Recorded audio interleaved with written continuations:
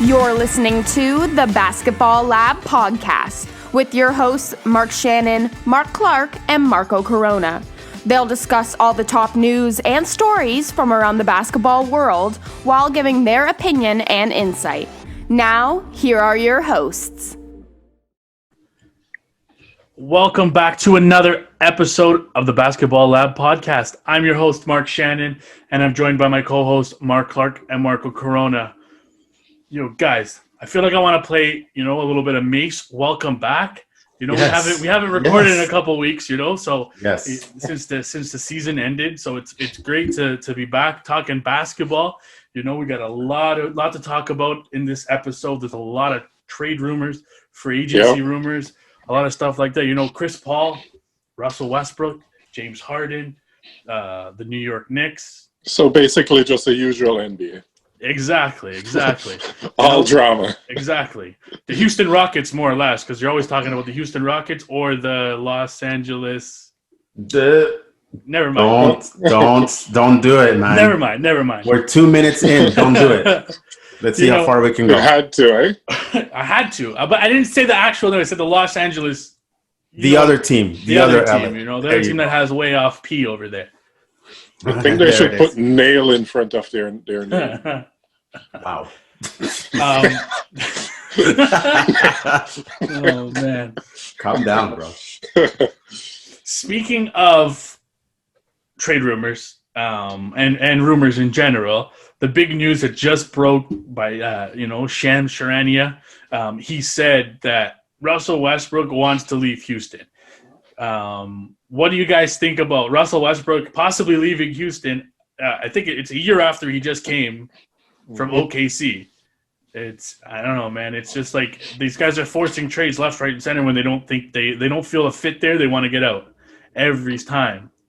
It's a little crazy that this is where the NBA is going, especially with the pandemic going on. His options aren't going to be massive in terms of where they could trade him to. No, and I think the funny part is, and good to be back, boys. By the way, good to see you guys. Yep. To your point, Shannon, the options are limited unless there's some money exchange. Because I just before we started recording, I had to dust up my calculator, and my guy has 3 years left, $132 million. That's an average of $44 million a year, and I don't know where you can fit him unless you're sending a significant amount of money back, or you're willing to absorb most, if not all of it. So really, it gives you minimal options, and I think the obvious one is the team that you have on your hat there, Clark. Number one, New York. Right. I think it's going to have to be teams that are not really contenders, unless contending teams are willing to move some parts out. This is. Am I surprised? Not really. That team was bound to either be broken up by both guys or one of them.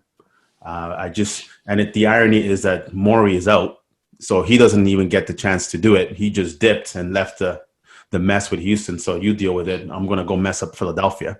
So I don't know. I have no idea where he can go. I mean, there's, like I said, New York. I know there was something floated about the other team in LA perhaps being interested at one point or another. I don't know how that would fit, but being a floor general in another organization with a cap hit of 132 million left, 44 average, 47.1 next year. Yeah.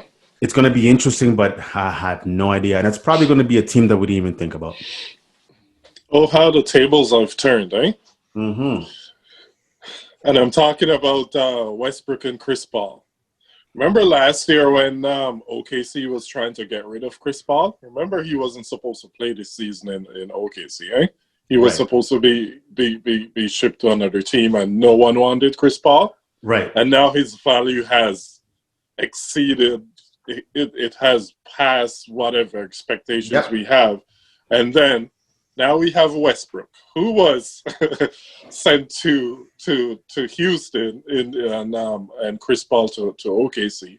And now you have Westbrook after one season realizing that it's not working out for him and his style of basketball because, he has to have the ball in his hand 99.99% of the time. And obviously Harden is a bigger name, bigger baller. Basically, it's Harden's team down in Houston. So Westbrook is now realizing that, and now he wants out all of a sudden.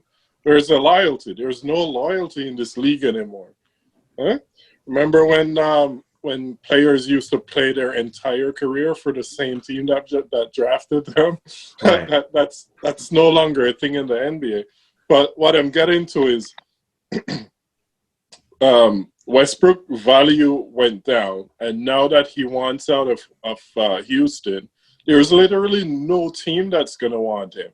Like, I saw someone said this, and I slightly agree. There's no aspiring championship team that's going to want a player like Russell Westbrook on their team, or that's going to pick up Russell Westbrook, because the ball has to always be in his hands. And I mean, you can't put Westbrook with a player like LeBron and AD. You can't put Westbrook with a player like Kawhi. You can't put Westbrook with players like Fred VanVleet, Kyle Lowry, Pascal Siakam. It just isn't a fit, and it's not going to work out. So, as you said, Marco, maybe the only place for him is New York. They can try to see where that takes them, but I mean, as you said, with the cap space and all that, and they just announced a new cap space for the league, and it's 2020. All type of things are happening. It's going to be interesting to see where he goes, if he goes anywhere, because it's not a guarantee that they'll be able to trade him. Yeah, like I said earlier, there's not many teams. The market's small for Russell Westbrook.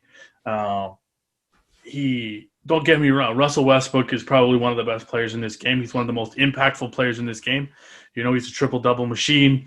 He can do everything on the floor. But like you said, the ball's got to be in his hands. He's got to be the number one option on a team.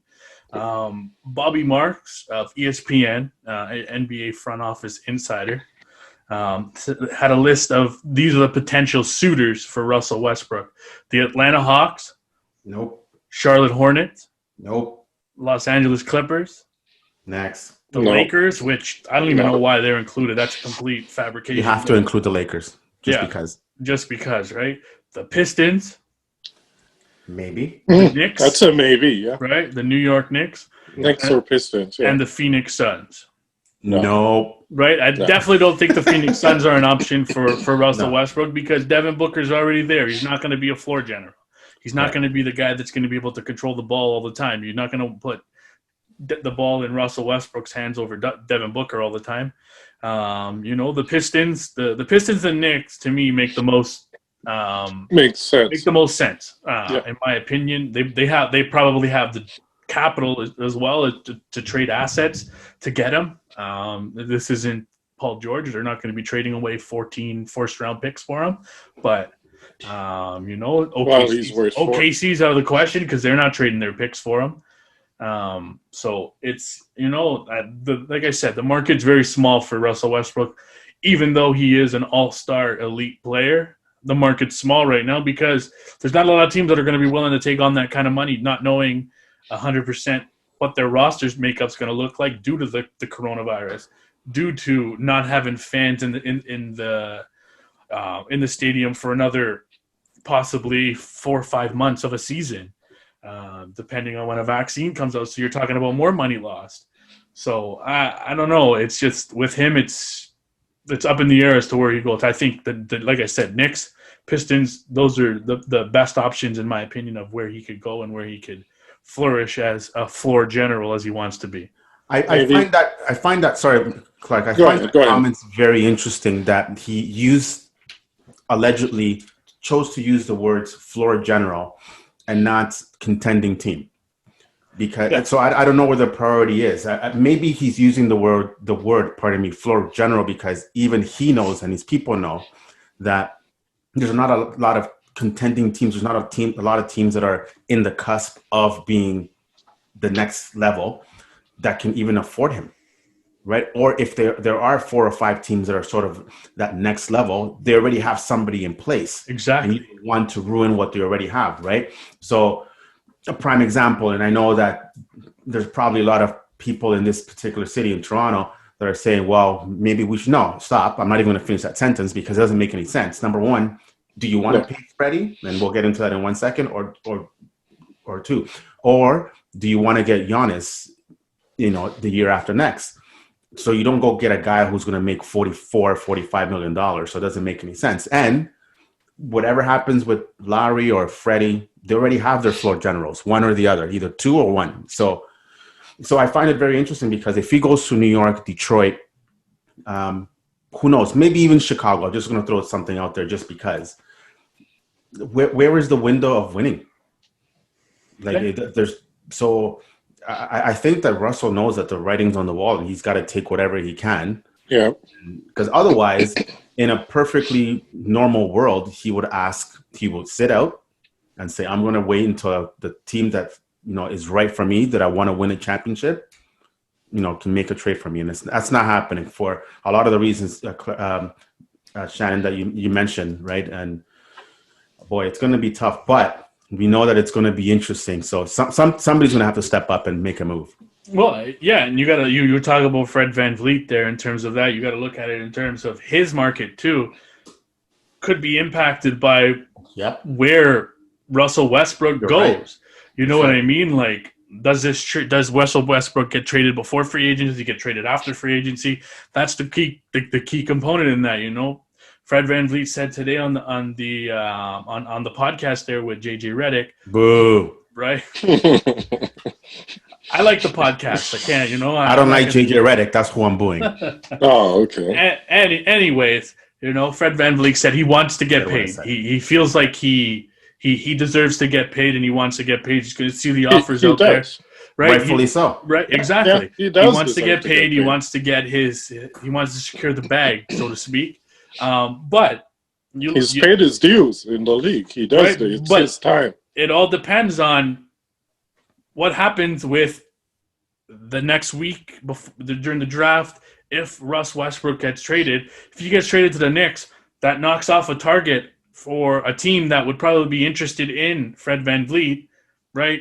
I mean, you could always the Knicks probably have the money to sign a Fred VanVleet too, but it probably takes a team off the market for Fred VanVleet. So it all depends on how it goes in terms of Fred VanVleet. But speaking of Fred VanVleet and what he said today on the podcast, what are your guys' thoughts about what he said and what that means for the Raptors and stuff going forward? I was happy. He said what he said. I was happy that Freddie was Freddie. He wasn't being fake. He was being honest. My guy wants his money. Give him his money. Right? And I heard and I read a lot of things, and I had somebody text me saying, Freddie's being greedy and this and that. And anyways, that person's blocked now. But that's true, it is. Let's hope they don't watch your podcast. No, it's okay. Don't worry that will be news for them. No, we need educated people to watch. Well, you can't say stuff like that because the very things that we've praised Fred VanVleet over the last few years for who he is, for being honest, upfront, being himself, betting on himself, he is keeping to his word. So you can't go back and say, well, now he's being greedy. Why does he want the money? Guys, this city won a championship on a discount with Fred VanVleet on the team.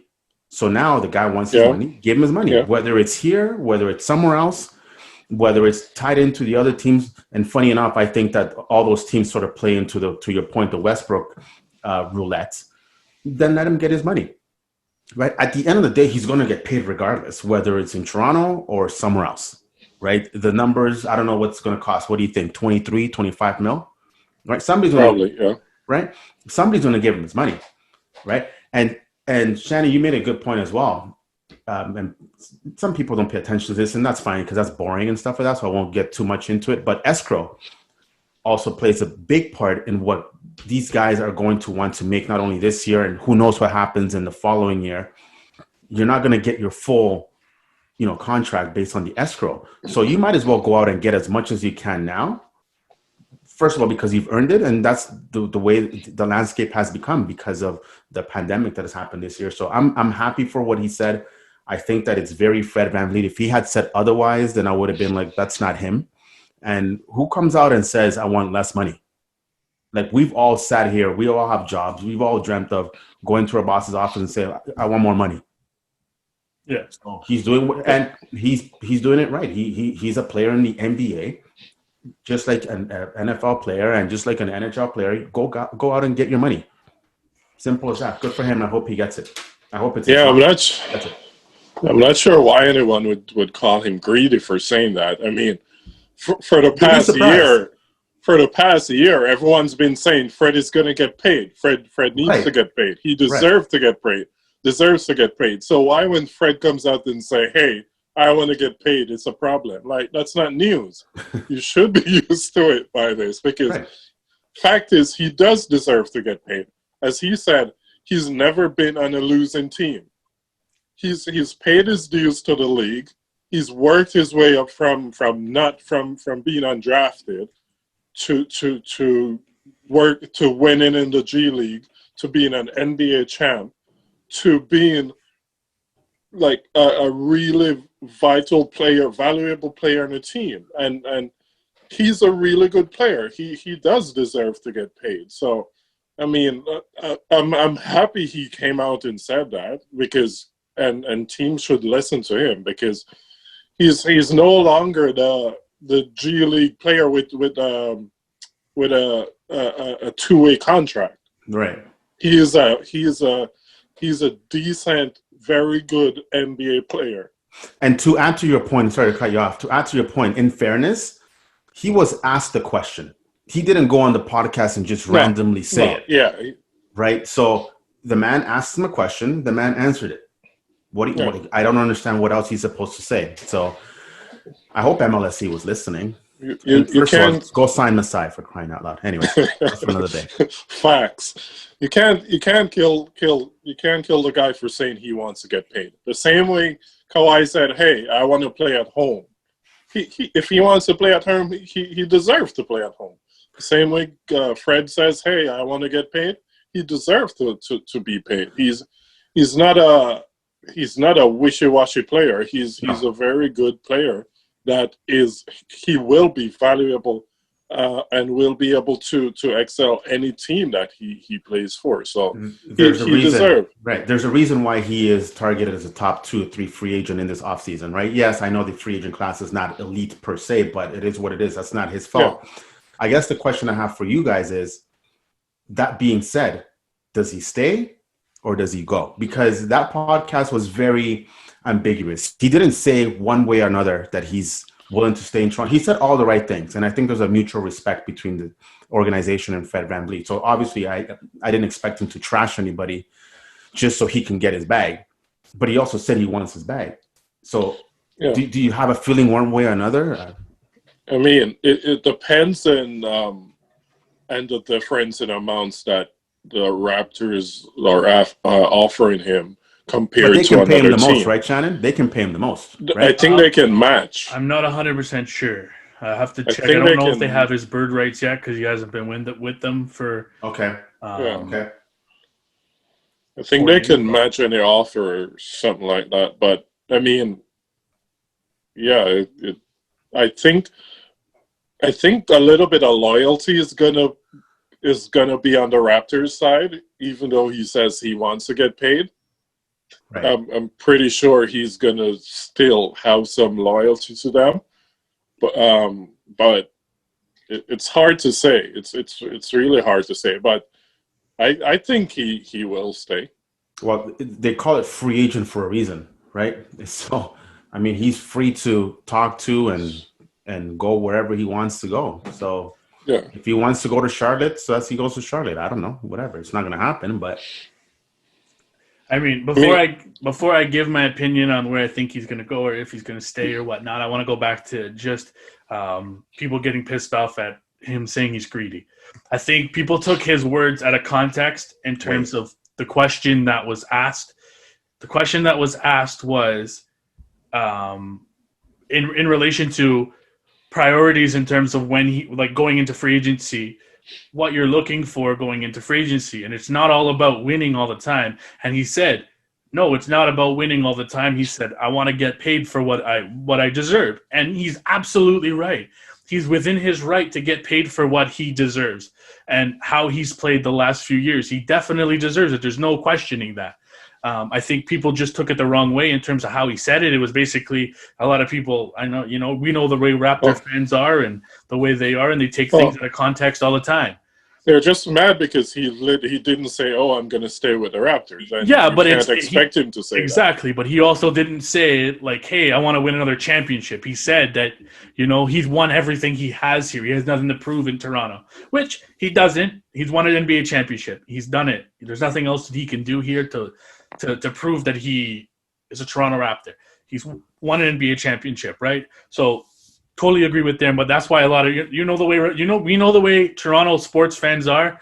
They're loyal to a fault, and they're blinded by loyalty in a sense. They expect every player to be loyal.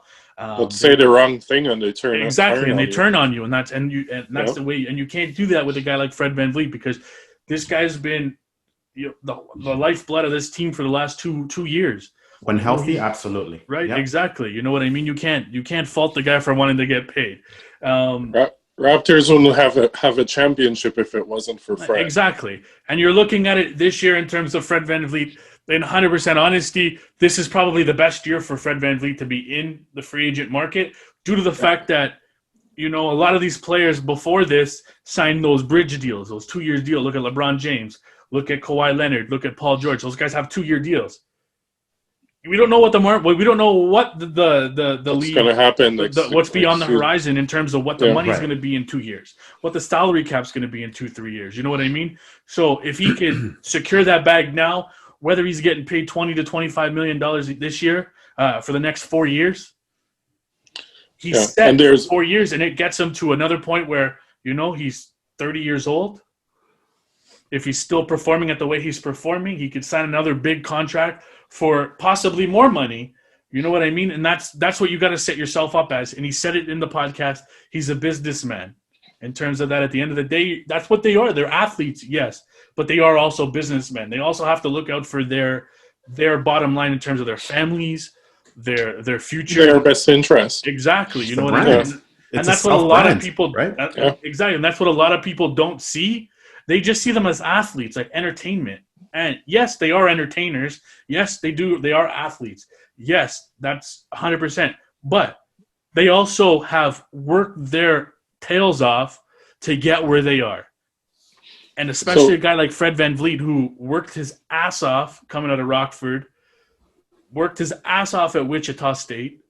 And then he worked his ass off getting to the Raptors. And he's worked his ass off to make himself one of the top players on the Raptors. So he's earned that right to say, I want to get paid for what I'm worth. And I agree with him 100%. And I do think the Raptors will end up paying him the money he needs. I do. I just think they can't let... I don't think they're going to let him go too, especially with Kyle Lowry almost being out the exactly, door. And that was going to be my next point in terms of Kyle Lowry's, he's not over the hill. Obviously, we've seen him. He's aged like fine wine. He's gotten better with age.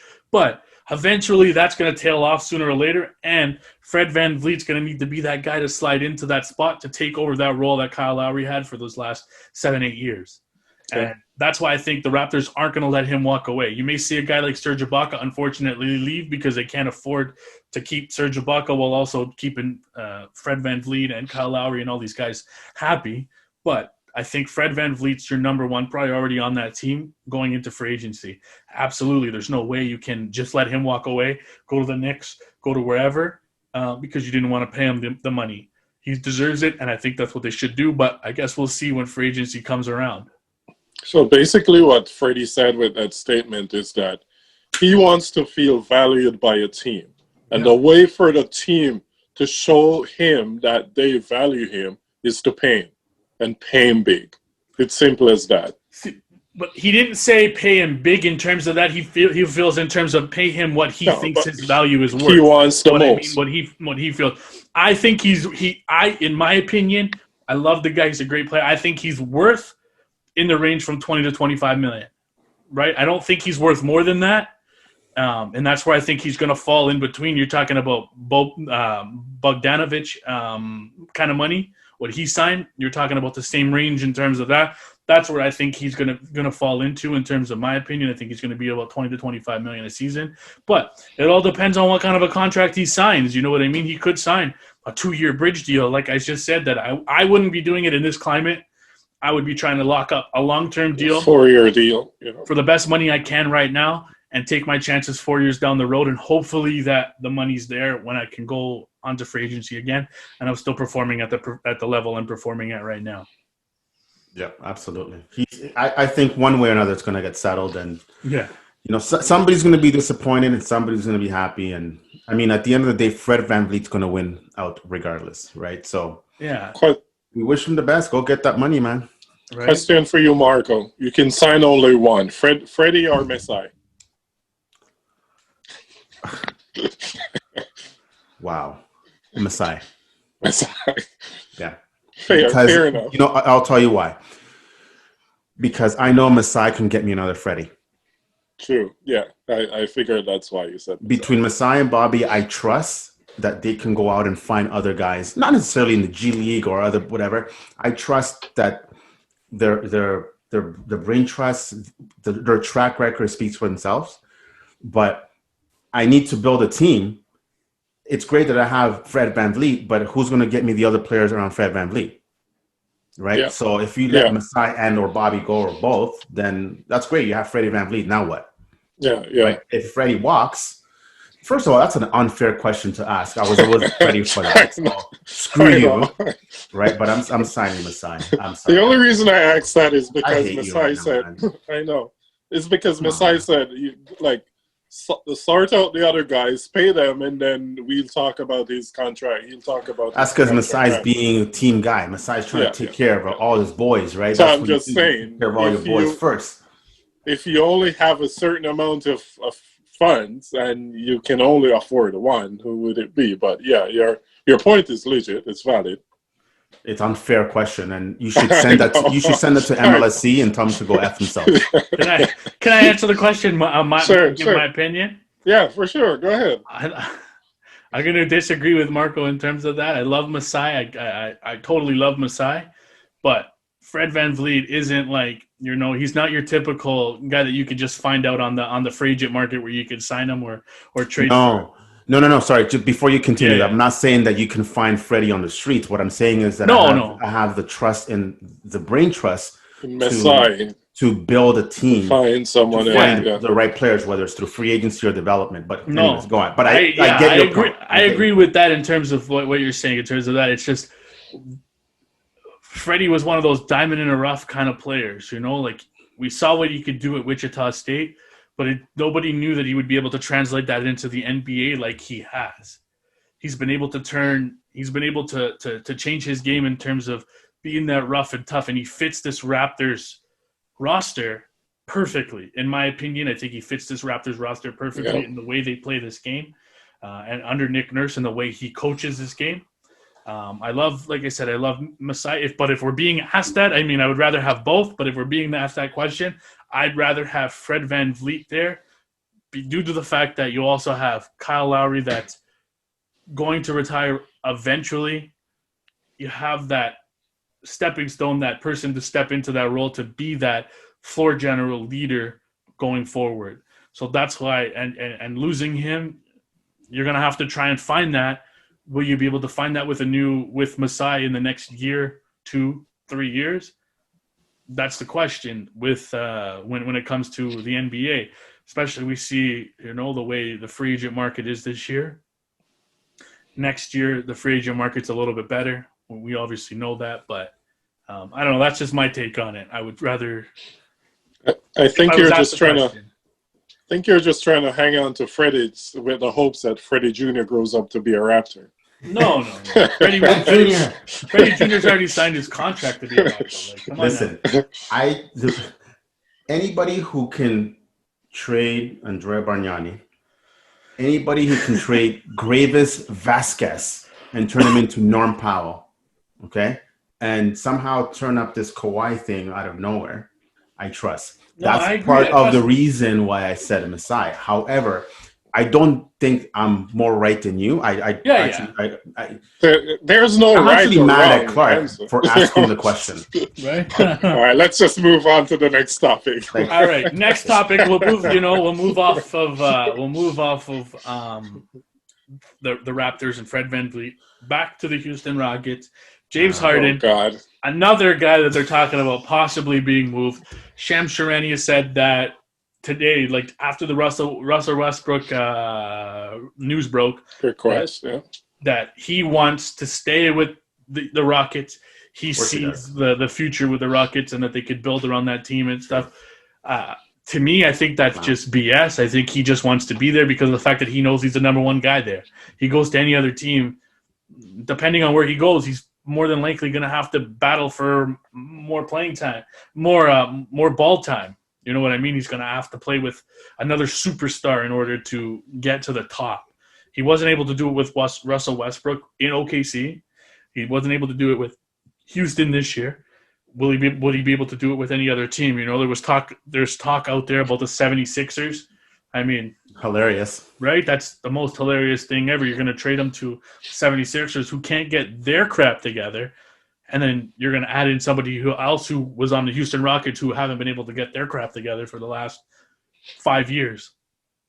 What do you guys think about James Harden staying with the Rockets or leaving the Rockets? It's the same problem but different guy. Yeah. So, I was just about to say that too. Like not maybe. Correct me if I'm wrong, but I think James Harden has more of an offensive upside to him. Obviously, he's a fantasy player's dream, but the numbers are pretty staggering. If you look at, again, I hate to talk contracts, but James Harden has played this right. He knows that they cannot trade both him and Russell on the same year. Right? Maybe he gets into next year. I don't know how much that he has left, but all I know is he's 2023 unrestricted free agent. He's due $41 million this year, 44 the next, and 47 the year before he becomes a free agent. Where the F are you going to move this guy?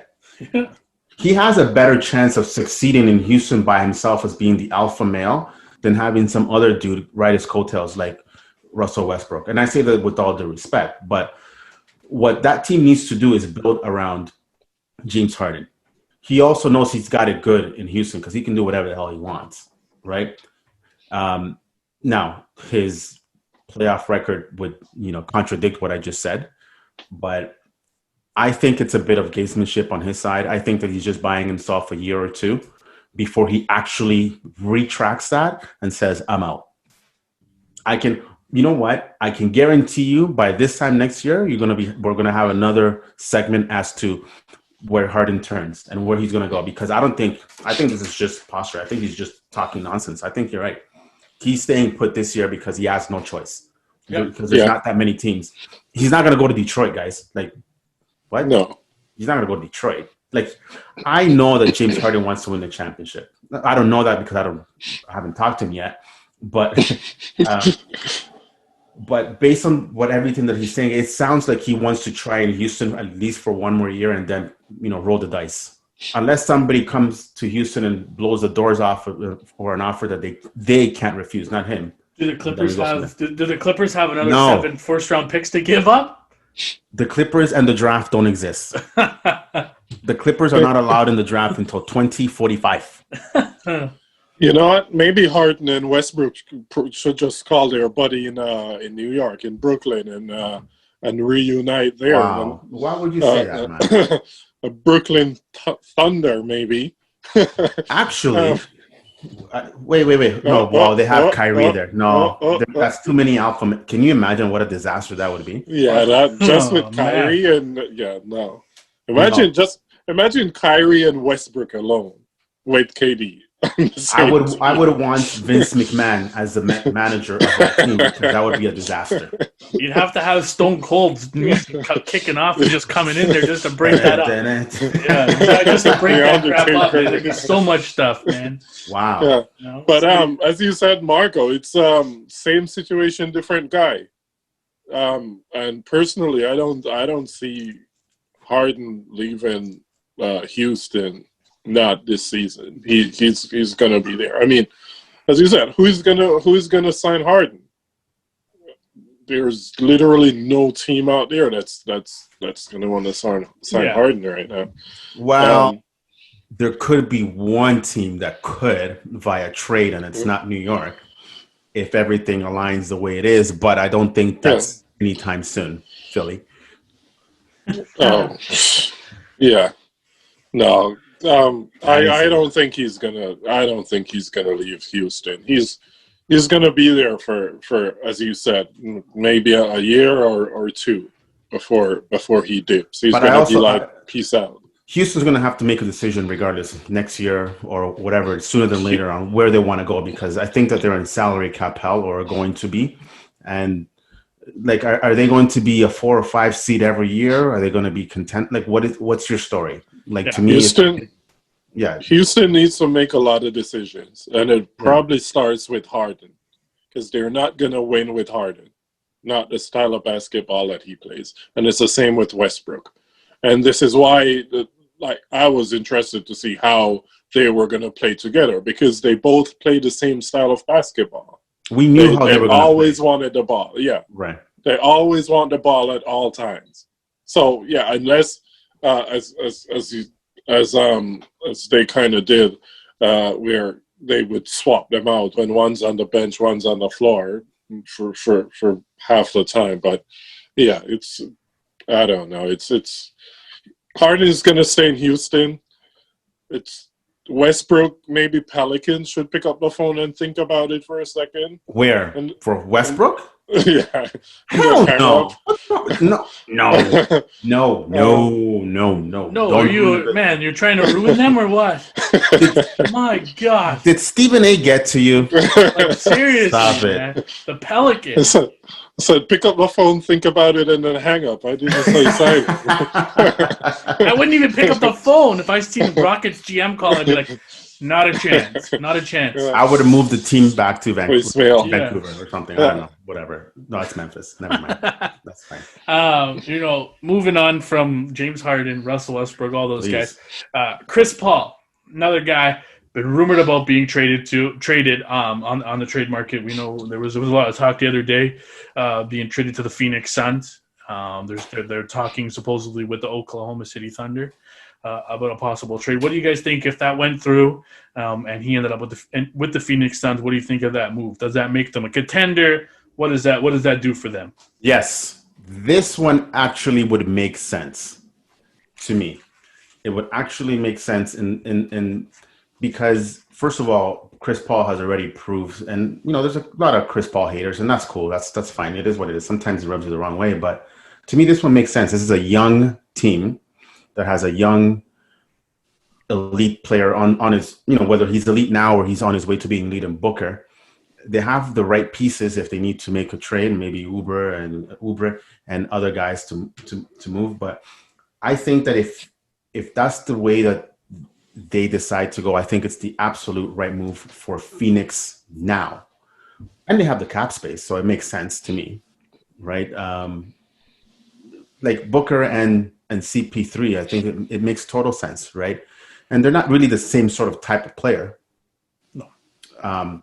So to me, you don't have that Houston situation where you have Harden and Westbrook and other guys that are sort of two of the same. And I hate when teams do that. When you put two of the guys the same, there's no compliments, right? I think in this particular case, putting a guy like CP3, a veteran who has been through it, yes, he comes up with a very, very heavy price tag, but sometimes, that's the price you got to pay to win. And let's face it, we've talked about this in previous podcasts. Houston has been the doormat, a laughingstock of the Western Conference, or maybe even the league for a long time. Good talent, yes, but they have done nothing. They refuse to spend the money to win. Okay, go out and do it. If it's going to cost you Kelly Oubre and a couple of picks, so be it. OKC. Can the OKC get more picks, by the way? Like, holy shit. But yeah, I would totally do it. I would. And from what I understand, they've given Chris Paul permission to talk to Phoenix. So, I mean, something's going to happen there. I think OKC should do whatever they can in their will and power to keep Chris Paul. Suns would be a good team for him, but I think he'll be more valuable. He'll be better off staying where he is. So basically, you're saying they already made a mistake because they've let him talk to Phoenix. Yeah, I mean, can you stop him though? Like, would you? Yeah, really want you to say no. We're not trading you. I mean, yeah, true, but yeah, I agree. Yeah, they've already made a mistake, and they need to go back, talk to him, and be like, "Yo, remember that call? Yeah, delete it."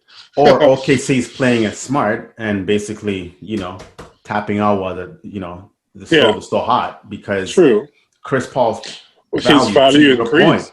Will never be as high as it is right now. That's true. That's true. Maybe OKC plays this right and says, "Yeah, go ahead and talk because we can just clean house." And that could be it. You're right. 2 years, OKC could be like Golden State.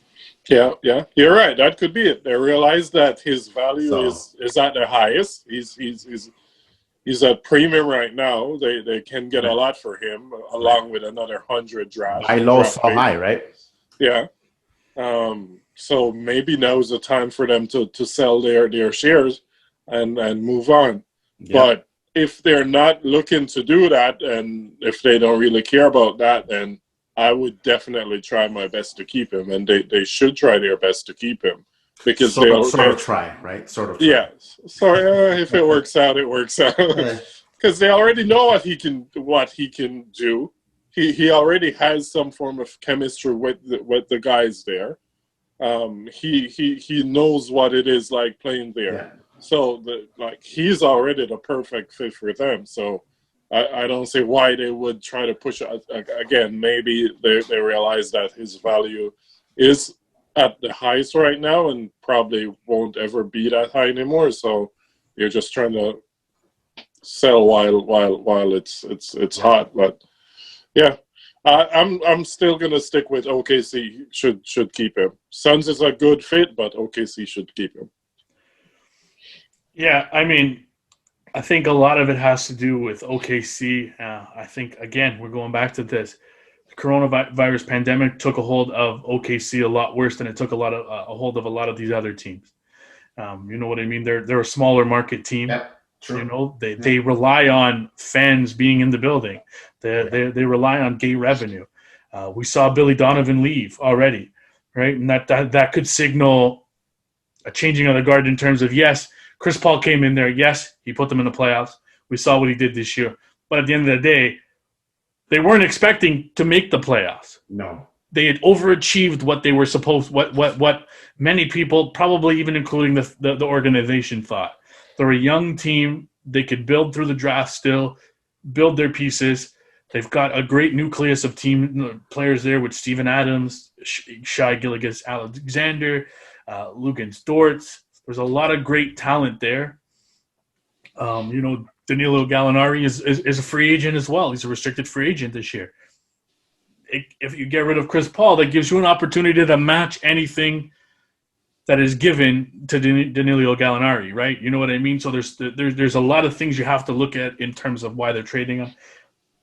If the Phoenix Suns were to trade for him, I think, to be 100% honest with you, and this is my biggest opinion, in terms of teams that Chris Paul has played on, I think this will be the best team he's played on in terms of one of the best players he's ever played with. Nah. Who? I'm joking. No, I'm just trying to think. I was trying to stir the pot, but I couldn't. Yeah. No, I'm talking about in terms of the best backcourt player he's ever played with in terms of playing on an NBA team. We're not talking about U.S. Olympics, any of that. No, of course. Yeah, I'm talking about one of the best premier scorers and 100%. One of the best premier passers in the NBA, passing the ball to Devin Booker, who is a catch-and-shoot player. His numbers are going to increase. His scoring is going to increase. His field goal percentage is going to increase because he's going to get a lot of open looks if this were the case. The Suns may have to give up a Ricky Rubio, Kelly Oubre, a couple picks. Like you said, I think they're willing to make that decision to have DeAndre Ayton as your center, Devin Booker as your shooting guard, Chris Paul as your Point. They've got three positions covered in terms of talent, and that's what you need on a team. And Phoenix hasn't had that since Steve Nash, Amari Stoudemire, Sean Marion were with the Phoenix Suns. And they, like you said, they've been the doormat for the last 5, 6, 7 years. They haven't made the playoffs. They've been bottom feeders. It's finally time to change that. You're on the cusp of contending for a playoff spot. This year, you just missed out on making the playoffs this year. Devin Booker is rising from that elite to superstar status. This is the time for them to capitalize on what they have in Phoenix, and I think this would be the best move for them in general to drive up, the fan interest, all that stuff. Get the fans back into the stadium, get people wanting to watch the Phoenix Suns play, especially in the playoffs. Because that building they have some of the best fans, in my opinion, when it comes to basketball fans down in Arizona. A lot of Canadians down there. Exactly, you know what I mean, and that's what I'm saying. I think it's a good. It would be a good move for the Phoenix Suns to make that trade. Will it get that? I don't know. We'll have to see, but it would be a good trade for the Phoenix Suns. Right. Chris Paul could be a turning point for them. Exactly. Absolutely. And for OKC, going back to that for 1 second, again, and hate to use the numbers game, but $41 and $44 million over the next 2 years are owed to Chris Paul, who is 35 years old. So OKC, to your point, and you made the point, small market team that really relies on gate revenue, et cetera. I know that the NBA is a little bit different than the NHL, et cetera, but they're still a small market team. Yeah. And they're actually not that bad right now. So they sort of, caught lightning in a bottle this year. They overachieved way more than anybody expected, period. Mm-hmm. So now you cash out on the guy who you were going to trade anyway, who is 35, and as a team of OKC, you're not going to have a 35-year-old being paid $41 million. Trade him now.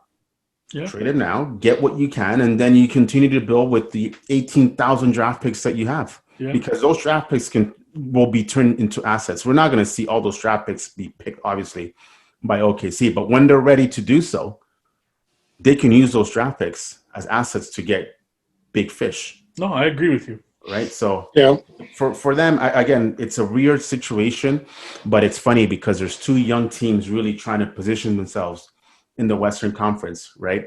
Against all the other big dogs, the Lakers and the other team in LA and the Golden State Warriors, who I think they're going to come back strong and ready to take back, wanting to take back what belongs to, or they feel belongs to them. So, go ahead, do what you got to do, Phoenix. Yeah, I agree with that. In terms of that, I think we'll see what happens over the next week or so in terms of Chris Paul, at least. Moving on to another rumor, a Raptor rumor, Serge Ibaka. Rumors have him possibly the Lakers wanting Serge Ibaka. What do you guys think of that move if the Lakers were able to end up picking up Serge Ibaka? I think it makes sense. Again, you can't pay everybody if you're in Toronto. I don't know if Serge Ibaka wants to take a hometown discount, right? And if he doesn't, then he doesn't. I mean, it would be a great fit if you're a Lakers fan, if you're in the Lakers organization, to bring him in, even for a short-term deal, right?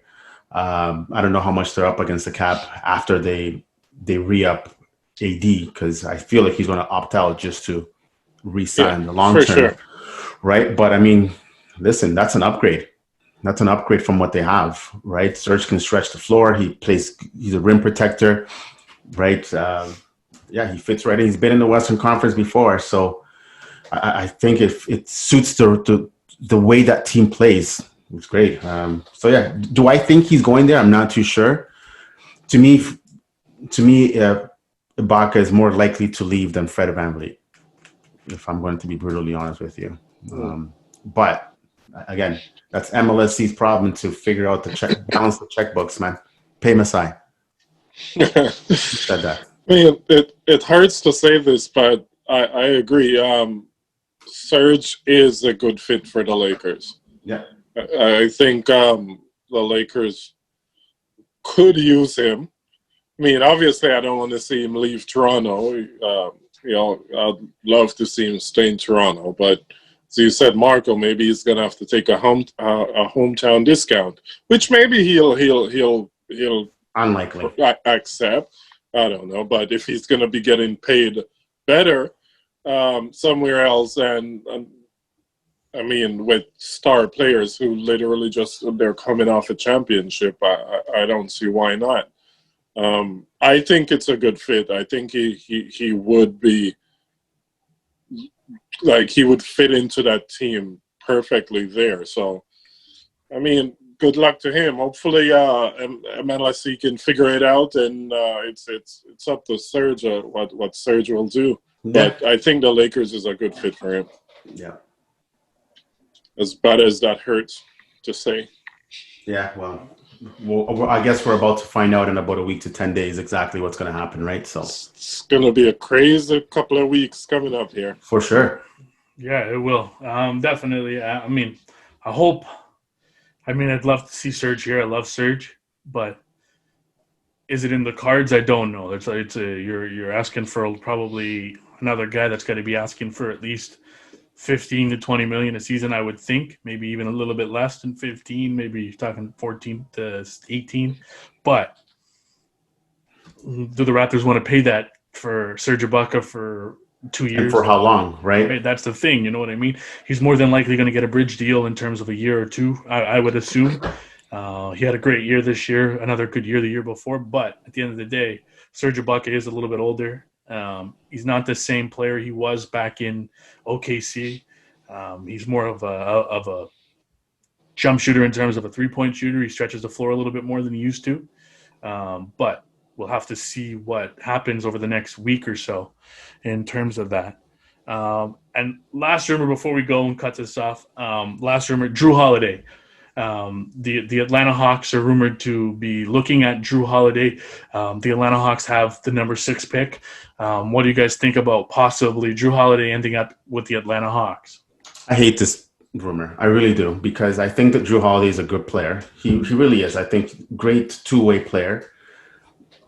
I just don't understand why Atlanta would gamble their pick for a guy who might opt out anyway the following year.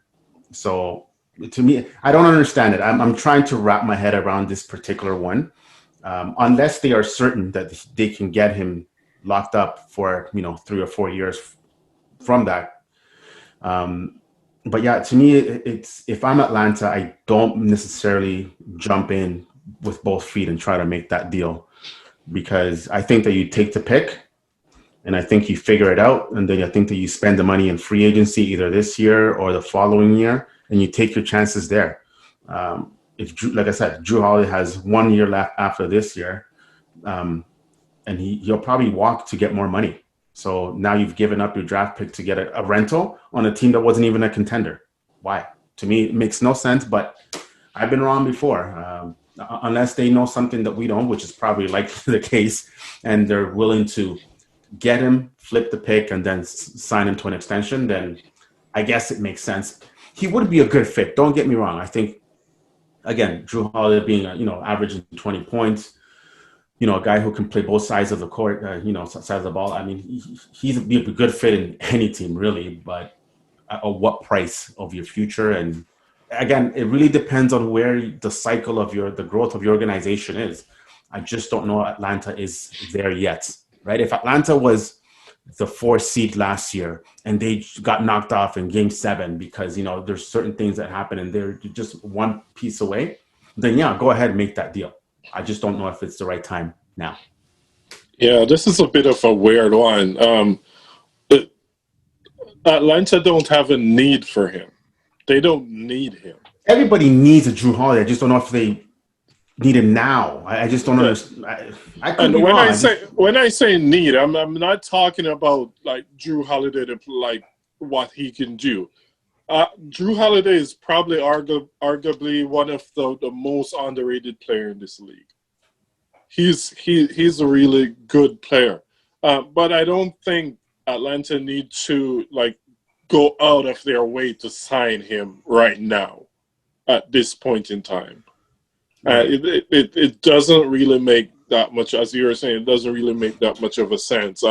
Maybe they know something that we don't, but I don't think they need to go out of their way to sign him. And as you said, he probably won't re-sign with them after his contract is up. So It I mean, doesn't stranger make things sense. have happened, right? I mean, Yeah. he can go up there and then they can end up being a 6 seed, and then he loves it there and he stays. I mean, Atlanta's a True. great place to live and whatever, but I don't know. I'd rather just spend the money.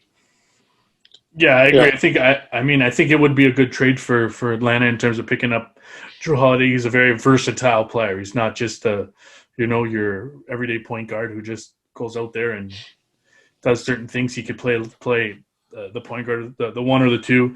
He can pass the ball. He can score when you need him to. Like I said, he's a versatile player. I think it would be a good trade, but I think the Pelicans would be ill-advised to trade him right now. I think they're going to have to trade him due to the fact that, they have a lot of guys on that team. Brandon Ingram's an RFA. They're going to have to, sign him or match an offer for him. So you got to try and move some money out again. Just try and fill that void. It's kind of like OKC in terms of that. You're gonna to sign Ingram if you want to match in a contract with him, but I would like them to keep him because I like what the New Orleans Pelicans have built there. I like what they have going forward, but I guess we'll see over the next week in terms of what's going to happen. The draft is next Wednesday. There's a lot of talk that's going to be going on between now and next Wednesday, right? Yeah. So it's going to be exciting, at least, getting back into the swing of things in terms of NBA news.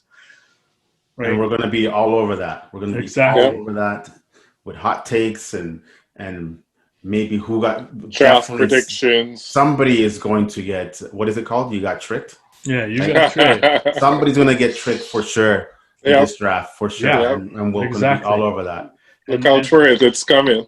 And look out next week for our next episodes of the Basketball Lab podcast. We're going to do an NBA draft preview. Yes. And an NBA free agency preview as well. So we're back, baby. Right. Like I said, thanks for listening to the Basketball Lab podcast. Peace. Thanks for joining us this week on the Basketball Lab podcast. Make sure to follow us on our social media.